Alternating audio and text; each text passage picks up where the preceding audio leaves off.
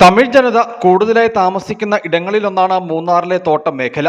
വിവിധ ആവശ്യങ്ങൾക്കും ആനുകൂല്യങ്ങൾക്കുമൊക്കെയായി ഇവർക്ക് ജാതി സർട്ടിഫിക്കറ്റ് ഹാജരാക്കേണ്ട സാഹചര്യം ഉണ്ടാകാറുണ്ട്.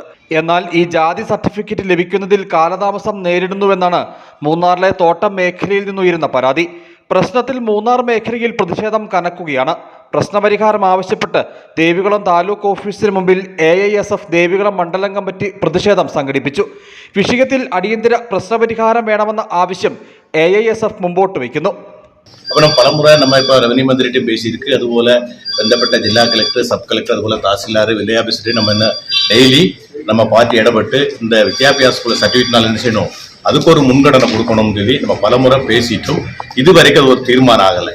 இப்போ ஏதேசம் ஜூன் 3ஆம் தேதி எல்லா இடத்துலையும் ஸ்கூல் திறப்பதற்கு ஒரு வாய்ப்பு இருக்கிறது. அப்போ அந்த டைமில் அந்த ஜாதி செட்டு வருமான செட்டு இல்லாமல் நம்ம எந்த வித்யாபியாசத்துக்கும் என்ன செய்ய முடியாது. പ്രതിഷേധ സമരത്തിൽ CPI ലോക്കൽ സെക്രട്ടറി ആരോഗ്യദാസ്, AISF ജില്ലാ സെക്രട്ടറി സുനിൽകുമാർ, മണ്ഡലം സെക്രട്ടറി ലിൻസൺ, AIYF മണ്ഡലം പ്രസിഡന്റ് താമരാക്ഷൻ എന്നിവർ പങ്കെടുത്തു. സ്കൂളുകളും കോളേജുകളുമൊക്കെ തുറക്കുകയും പുതിയ അധ്യയന വർഷം ആരംഭിക്കുകയും ചെയ്യുന്ന സമയമാണിത്. തമിഴ്നാട്ടിലും മറ്റുമായാണ് വിദ്യാർത്ഥികൾ പലരും തുടർ പഠനം നടത്തുന്നത്. ജാതി സർട്ടിഫിക്കറ്റ് ലഭിക്കുന്നതിൽ നേരിടുന്ന കാലതാമസം തോട്ടം മേഖലയിലെ കുട്ടികൾക്ക് വിനയാകുന്നുണ്ട്.